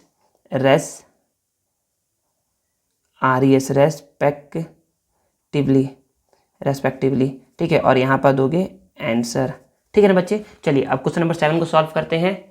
देखिए क्वेश्चन नंबर 7 है, क्वेश्चन नंबर 7 बोल रहा है prove that on dividing this one by y+1 the remainder is 0। तो ऐसे ही सेम क्वेश्चन ना मैंने ना आप लोगों को ना सेट ए में और सेट बी में बताया है, लेकिन ये सेट सी में भी है। तो मैं क्या कहता हूँ फिर से इसको एक बार बताता हूँ कॉन्सेप्ट कि कैसे बनाते हैं। देखिए बच्चे इसमें ना 3 इजी स्टेप्स है, उन 3 इजी स्टेप्स को आप फॉलो करेंगे ना तो आपसे ईजिली बन जाएगा। तो स्टेप 1 क्या है, तो बोलोगे स्टेप 1 में बोला जाता है arrange the given terms in decreasing order of their degree. देखिए यहाँ पर डिग्री मतलब क्या होता है, डिग्री मतलब होता है पावर। तो सबसे पहले हम लोग करना क्या है, तो जो भी यहाँ पर टर्म दिए हुए हैं ना बच्चे इनको बोलते हैं टर्म। क्या बोलते हैं इनको, टर्म्स बोलते हैं। इनको क्या बोलते हैं, टर्म्स बोलते हैं। तो ये सारे टर्म्स को क्या करना है, अरेंज करना है। Arrange the given terms in decreasing order of their degree. तो देखिए तो पहले हम लोग क्या करेंगे, इसको डिवाइड करना है। तो लिखते हैं ऐसे करके डिवाइड, यहाँ पर डिवाइड करना है 2y⁻³ plus 4y² plus 3y+1 को y+1 से करना है, y+1 से। तो देखिए बच्चे हम लोग बोलेंगे क्या, तो हम लोगों ने बोला ना कि अरेंज द गिवन टर्म, ये सारे जो टर्म्स थे उनको अरेंज करेंगे decreasing order of their degree. Degree में होता है पावर के डिक्रीजिंग ऑर्डर में। देखो यहाँ पर पावर 3 है, यहाँ पावर 2 है, यहाँ कुछ नहीं है मतलब 1 है पावर, और यहाँ तो y ही नहीं है। तो यहाँ पर y की जगह पे क्या आ जाएगा 0 है, मतलब कि 3, 2, 1 और 0। तो स्टेप 1 यही है कि स्टेप 1 में क्या करना है, डिक्रीजिंग ऑर्डर में अरेंज कर देना है। और स्टेप 2 क्या बोलता है, स्टेप 2 में ना बच्चे, स्टेप 2 में हम लोग क्या करते हैं, फर्स्ट टर्म को इसके फर्स्ट टर्म से क्या करते हैं, डिवाइड करते हैं। तो बोलोगे first term divide by first term. Step 3 में क्या करते हैं, स्टेप 3 में जो इसको डिवाइड करके जो आंसर आता है ना, स्टेप 2 के आंसर को मल्टीप्लाई करते हैं डिवाइजर से। किससे, डिवाइजर से। और अगर आप इन तीनों स्टेप्स को फॉलो करते हैं तो आपसे इजीली कोई सा भी पॉलिनोमियल का डिवीजन है आपसे इजीली बन जाएगा। तो देखिए हम लोग सॉल्व करना स्टार्ट करते हैं, आप लोग को समझाते हैं अब। तो देखिए इसमें क्या है, सबसे पहले बोला गया है कि arrange the given term in decreasing order of their degree. तो अरेंज कर दिए टर्म को डिक्रीजिंग ऑर्डर में। देखिए यहाँ पर 3 है, यहाँ 2 है, यहाँ 1 है, यहाँ 0 है। तो अरेंज करने के बाद क्या है, स्टेप 2 फर्स्ट टर्म से डिवाइड करेंगे। तो देखिए यहाँ पर 2 तो 2 हो जाएगा, यहाँ पर y 3 है और यहाँ पर y 1 है, तो 3y और 1y, तो 1y क्या हो जाएगा, कैंसिल आउट हो जाएगा, बचेगा 2y। तो इतना आ गया। तो जो ये आता है उसको यहाँ पर लिख देते हैं। ये हो गया स्टेप 2 कंप्लीट। स्टेप 3 में क्या है बच्चे, स्टेप 3 में ये है ना कि जो स्टेप 2 का जो आंसर है उसको मल्टीप्लाई करवाना है डिवाइजर से।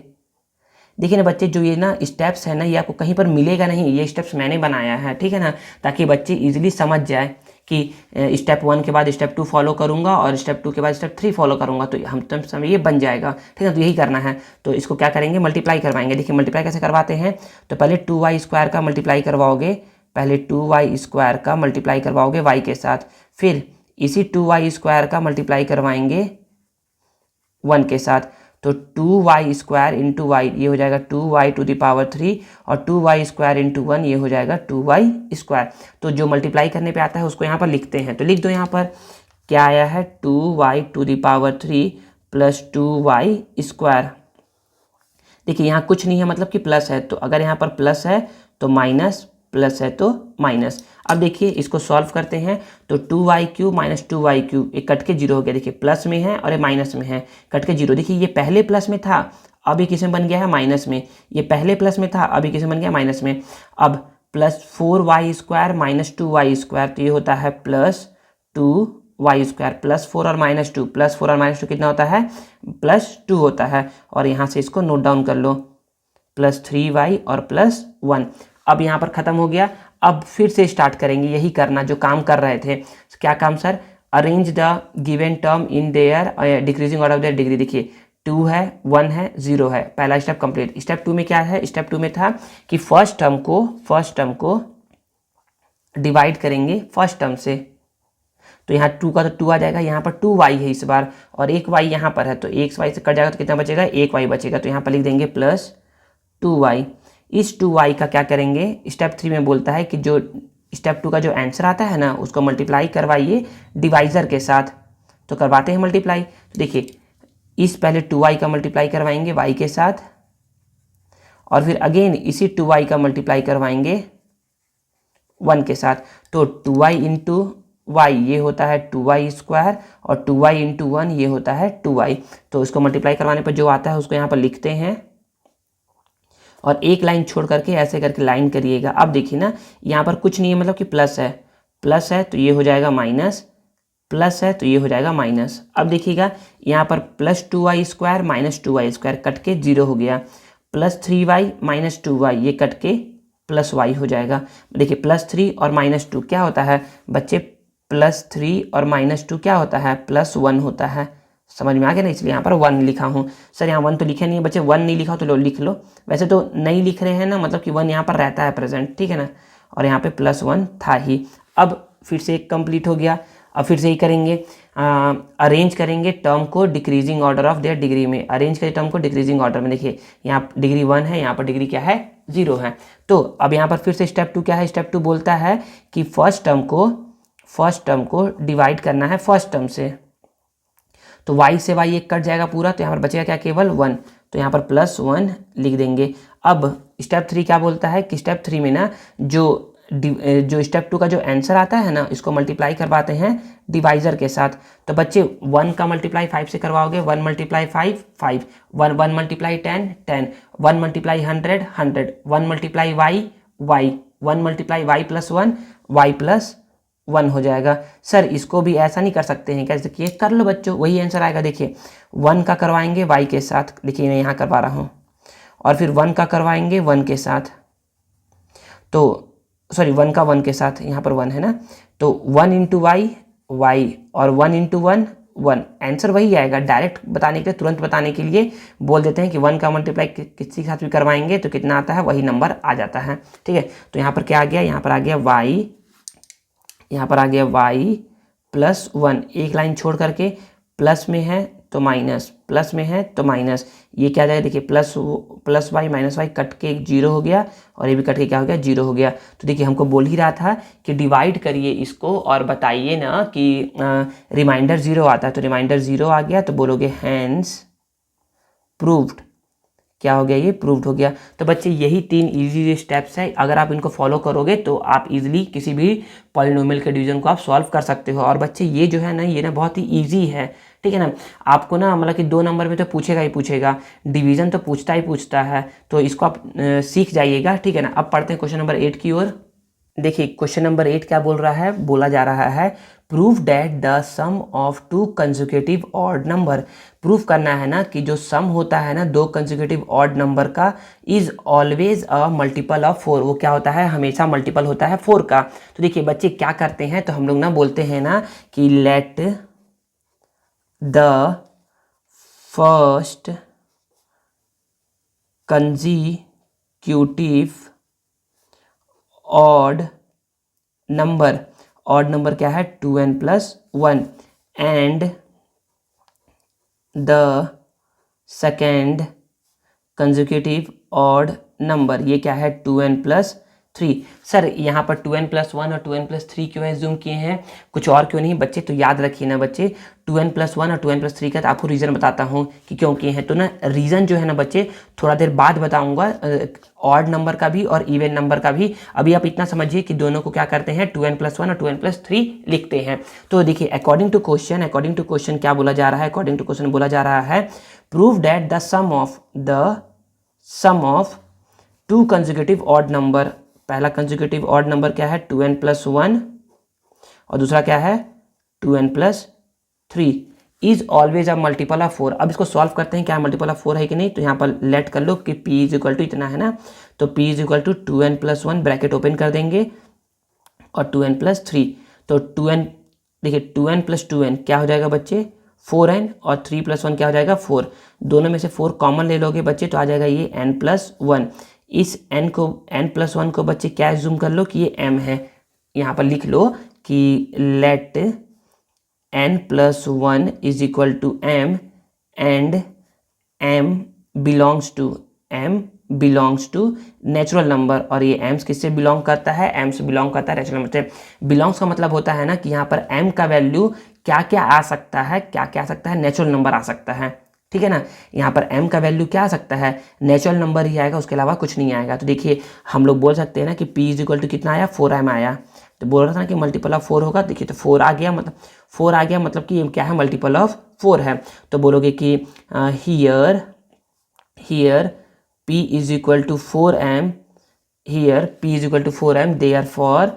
therefore we can say that the sum of two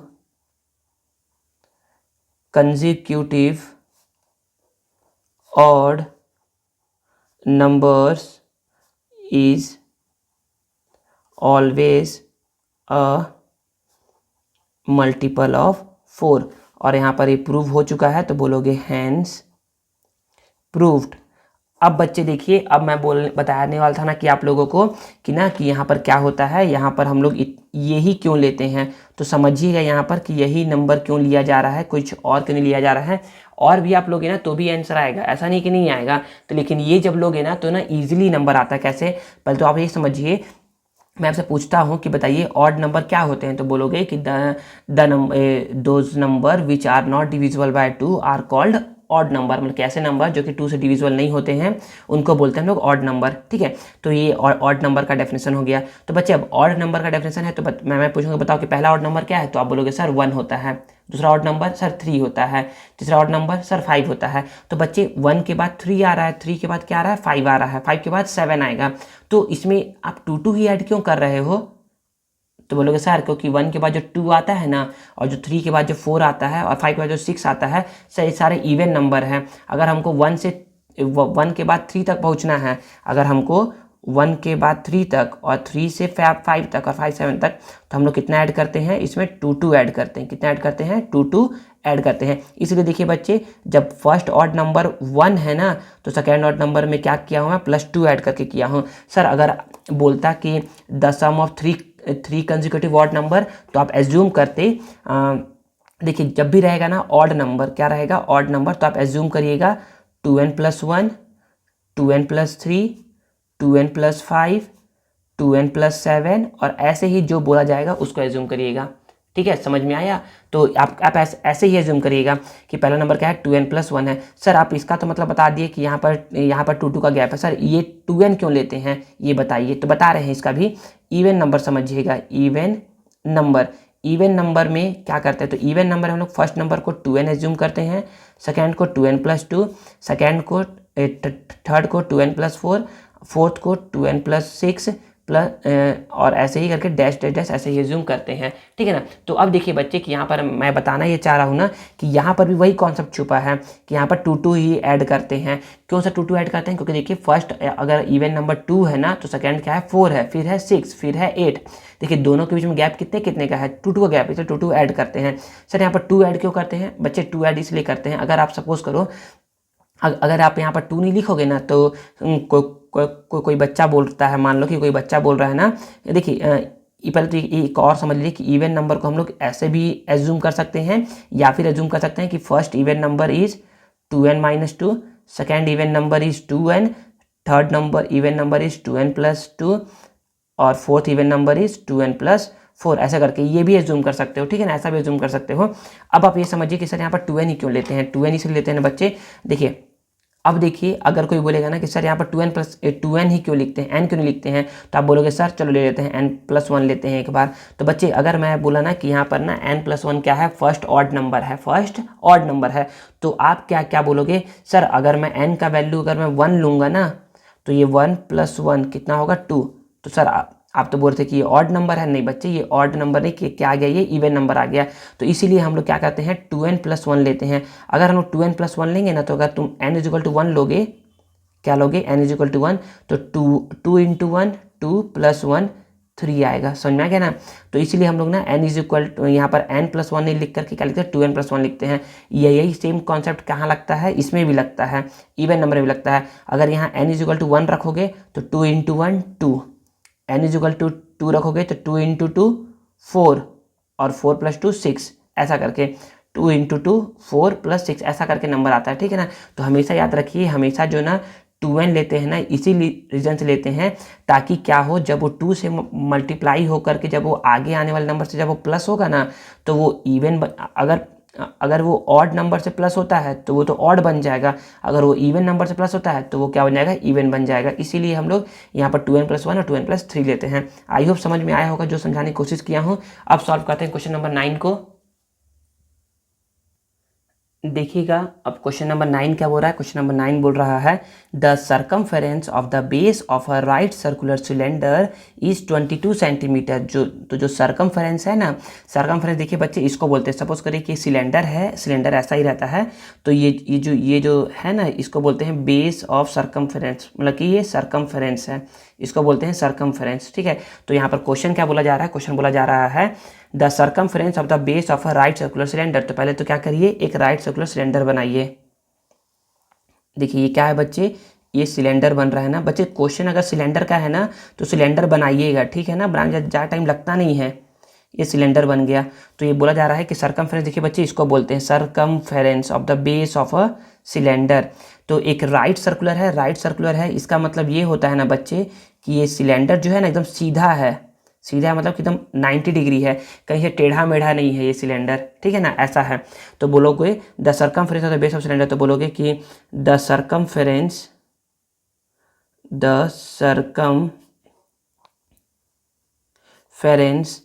of the base of a cylinder कितना है बच्चे, 22 सेंटीमीटर। तो सर्कमफेरेंस जो होता है ना बच्चे, सपोज करें कि ये सिलेंडर है, ये सर्कमफेरेंस है, तो बच्चे सर्कमफेरेंस होता है ना वो ना सर्कुलर होता है, क्या होता है, सर्कुलर होता है, मतलब इसका बेस क्या है, सर्कुलर है, सर्कुलर है, इट मीन्स कि ये सर्कल का जो सर्कमफेरेंस होगा ना वही सिलेंडर के बेस का भी क्या होगा, सर्कमफेरेंस होगा।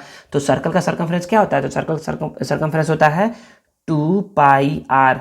तो 2πr कितना है, 22 सेंटीमीटर। देखिए ना, तो यहाँ पर सॉल्व कर रहे हैं इसको, तो बोलोगे कि 2πr = 22 सेंटीमीटर है।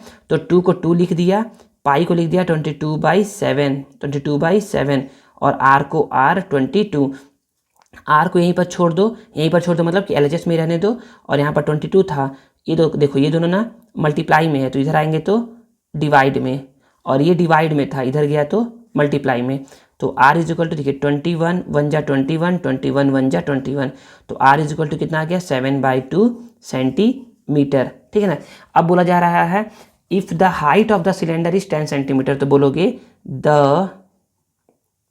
HEIGHT the height of a cylinder cylinder का हाइट h क्या है बच्चे, h है 10 सेंटीमीटर।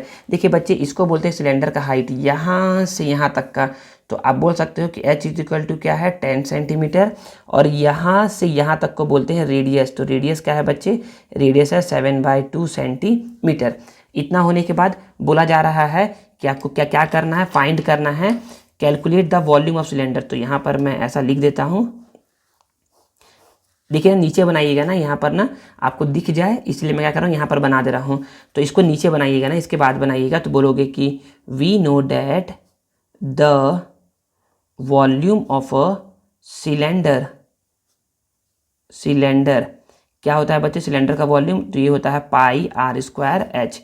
देखिए पाई को लिख दिया 22/7, आर का वैल्यू क्या है बच्चे 7/2, स्क्वायर है तो स्क्वायर, और एच का वैल्यू क्या है बच्चे 10, ठीक है ना।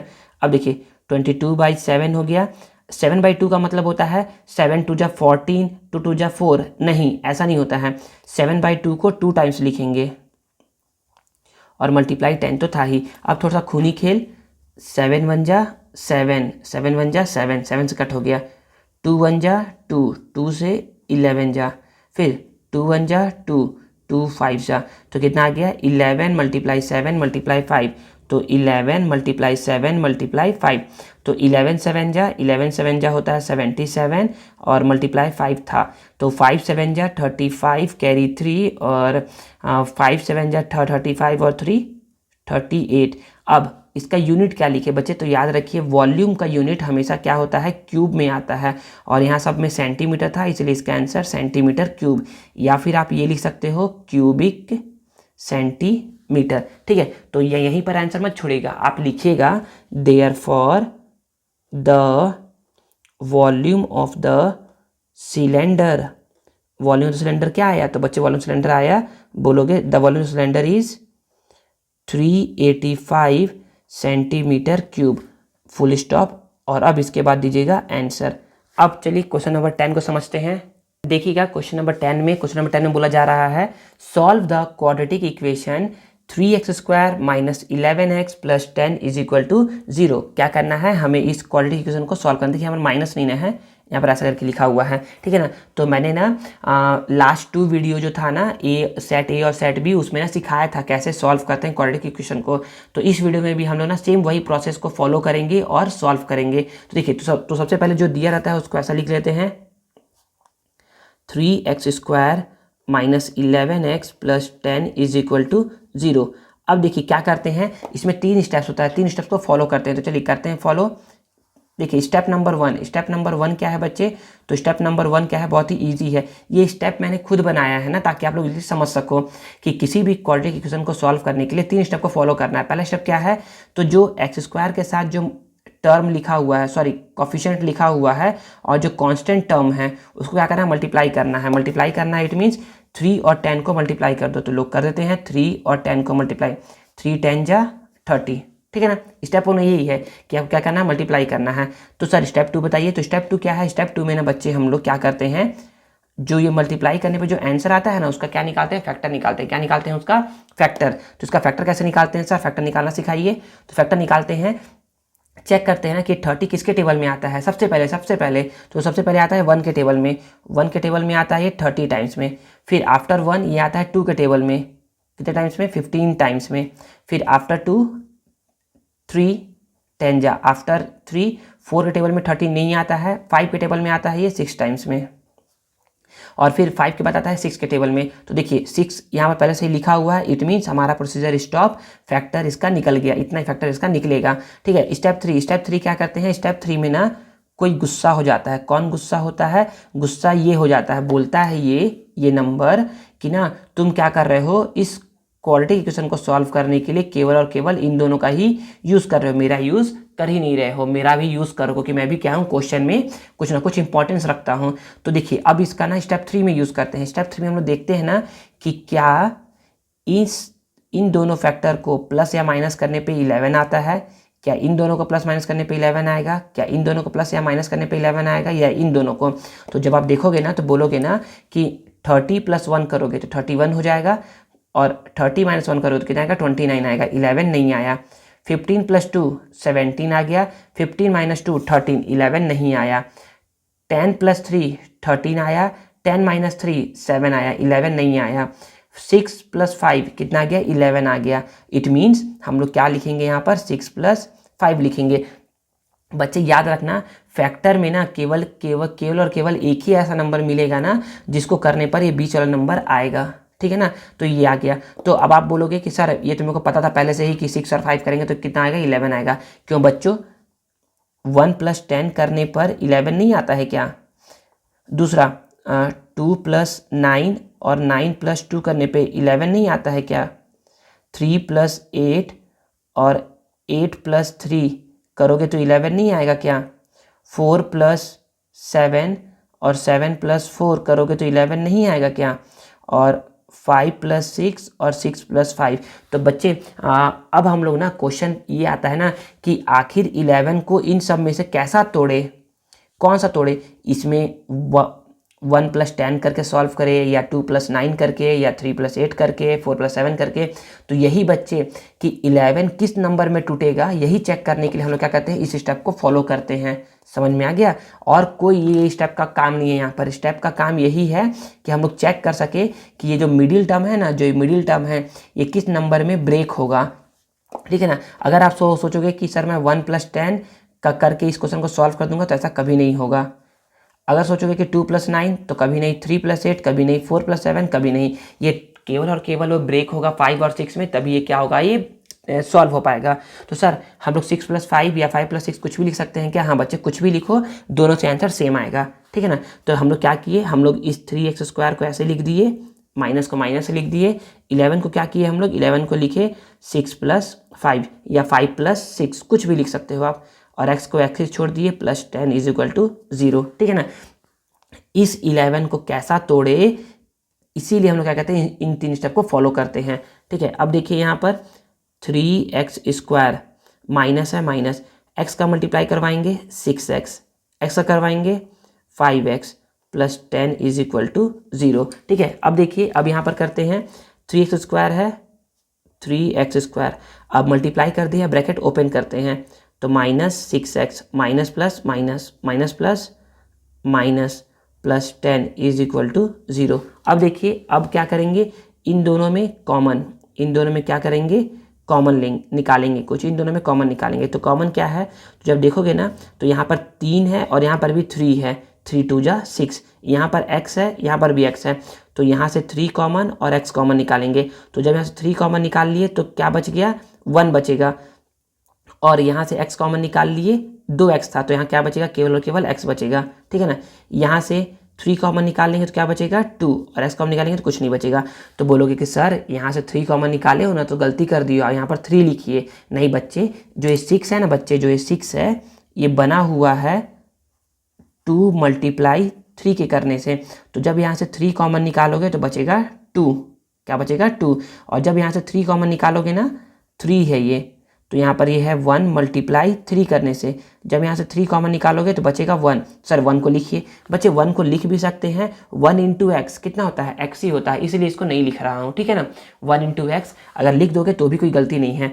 अब यहाँ पर माइनस है तो माइनस, अब इन दोनों में क्या कॉमन है, तो यहाँ पर देखिए 5 है और यहाँ पर 5 × 2 है, तो यहाँ पर 5 कॉमन है बस। तो 5 कॉमन है तो यहाँ पर 5 निकाल लिए तो क्या बच गया, x, और यहाँ से 5 निकालेंगे तो बचेगा 2। बोलोगे कि सर आप फिर से गलती कर दिए, यहाँ पर गलती हो गया ना, यहाँ पर माइनस होगा।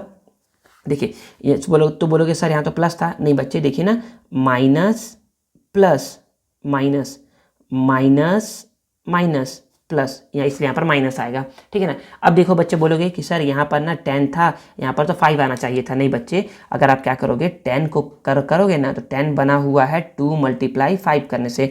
अगर आप 5 को कॉमन निकालोगे तो कितना बचेगा, 2 बचेगा, इसलिए यहाँ पर 2 लिखा गया है। देखिए ये दोनों नंबर क्या आता है, सेम सेम आता है। अगर सेम सेम आ गया इट मीन्स इसको एक बार लिखना है, और जो सेम नहीं आया उसको एक बार लिखना है, ठीक है ना, = 0। अब क्या करना है बच्चे, अब इसके बाद हम लोग क्या करते हैं, एक बार x - 2 को 0 के इक्वल, एक बार 3x - 5 को 0 के इक्वल। यहाँ पर x को इधर ही छोड़ देंगे, -2 उधर जाएगा तो +2। यहाँ पर 3x है, -5 उधर जाएगा तो +5, और x = 5। देखिए 3 मल्टीप्लाई में है, इधर आएगा तो डिवाइड में। समझ में आ गया। तो देखिए यहाँ पर यही था solve the quadratic equation. Solve करने का मतलब है कि यहाँ पर x है तो यहाँ पर x का वैल्यू निकालिए आप। तो हम लोग x का वैल्यू निकाल दिए। तो बच्चे बोलोगे कि therefore the solution of the given quadratic equation are, क्या है solution, x is equal to 2 and x is equal to 5/3। तो बच्चे अब देखिए, अब ना आपको बोलेगा ना, कभी कभी बोलेगा ना कि solve the quadratic equation and find their roots. तो बच्चे इसको रूट्स ही बोलते हैं। जो ये निकला है ना x का वैल्यू, इसको क्या बोलते हैं, रूट्स बोलते हैं। क्या बोलते हैं, रूट्स बोलते हैं। तो यहाँ पर ना x इस इक्वेशन के कितने रूट्स निकले हैं, 2 रूट्स निकले हैं, क्योंकि यहाँ पर पावर क्या था, 2 था। तो सर अगर यहाँ पर पावर 3 रहेगा तो इसके 3 रूट्स निकलेंगे। हाँ बच्चे बिल्कुल, पावर अगर 3 रहेगा तो इसके x के 3 वैल्यू निकलेंगे। अगर पावर 4 रहेगा तो x के 4 वैल्यू निकलेंगे। तो सर हमको 3 वाला सिखाइए और 4 वाला सिखाइए, तो नहीं बच्चे, केवल और केवल 2 ही वाला आपके सिलेबस में है, केवल 2 ही वाला आएगा। ऐसे सॉल्व करोगे। फिर क्वेश्चन पूछेगा कि solve the quadratic equation and find their zeros. क्या पूछेगा, जीरोस। तो जीरोस भी इसी को बोलते हैं। तो सॉल्व ऐसे ही करना है, रूट्स के लिए भी ऐसे ही सॉल्व करना है, जीरोस के लिए भी ऐसे ही सॉल्व करना है, ठीक है। फिर बोलता है कि solve the quadratic equation and factorise their terms. Factorise करने के लिए बोलता है। तो फैक्टराइज करने के लिए भी ऐसे ही बोलता है। तो फैक्टराइज करने के लिए में क्या होता है, कभी कभी ना फैक्टराइज करते हैं ना, तो फैक्टराइज में ना इधर वाला जो जीरो है ना, ये जीरो नहीं देता है। तो आप क्या करिएगा, केवल यहाँ तक बनाइएगा, बस इस लाइन तक बनाइएगा। x-2 और 3x-5 इज इक्वल टू 0 तक आप बनाइएगा, यहीं तक आपका आंसर होगा। और यहाँ पर 0 0 0 0 मत लिखिएगा, क्योंकि क्वेश्चन में 0 0 नहीं दिया रहता है। बोलता यही है कि solve the quadratic equation and factorise them. उसका फैक्टराइज करता है। तो फैक्टराइज करने के लिए बोलेगा तो उसका फैक्टराइज करिएगा। वैसे इसका नाम में क्वाड्रेटिक नहीं बोलता है, इसका नाम में बोलता है solve the given polynomial. Solve the given polynomial and factorise them, ऐसा क्वेश्चन बोलता है। Solve the given polynomial and factorise them. तो आपको 0 नहीं देगा, ऐसे ही सॉल्व करना रहेगा, ठीक है ना। एक और क्वेश्चन बोलता है कि solve the given quadratic equation by splitting their middle term. By splitting their middle term. तो मिडिल टर्म को स्प्लिट किए हैं, देखो हम लोग तो किए हैं ना मिडिल टर्म को स्प्लिट। तो सेम ऐसे ही प्रोसेस बनाओगे पूरा यहाँ तक और दे दोगे आंसर। तो यहाँ पर होता है ये 2020 का सेट सी ओवर। इसके बाद का जो क्वेश्चन नंबर 11 से जो 18 तक है ना, वो क्या है, सेट ए में मैंने सॉल्व करवा दिया है, तो यहाँ पर उसकी नीड नहीं है। तो आप अगर आपको देखना है क्वेश्चन नंबर 11 से 18 तक, तो आप सेट ए को आप फॉलो कर सकते हैं, जो कि अपलोडेड हो चुका है पहले ही।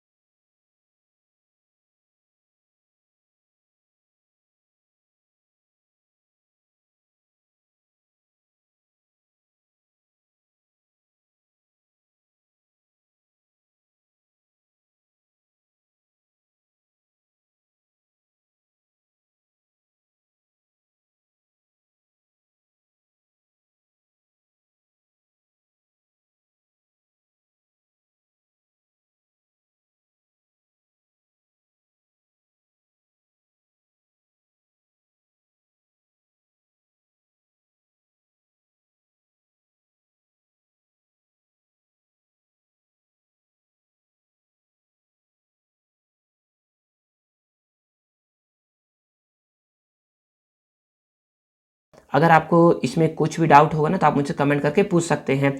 आई होप, मुझे आशा है ना कि आप लोगों को ये वीडियो पसंद आया होगा और मेरा मेहनत आप लोगों को अच्छा लगता है। तो अगर आप लोगों को मेरा वीडियो पसंद आता है और मेरा मेहनत अच्छा लगता है ना, तो प्लीज़ प्लीज़ प्लीज़ वीडियो को लाइक करिए, कमेंट करिए और अपने दोस्तों के साथ शेयर करिए, और चैनल को सब्सक्राइब करना ना भूलें। मिलते हैं नेक्स्ट वीडियो में। Thank you.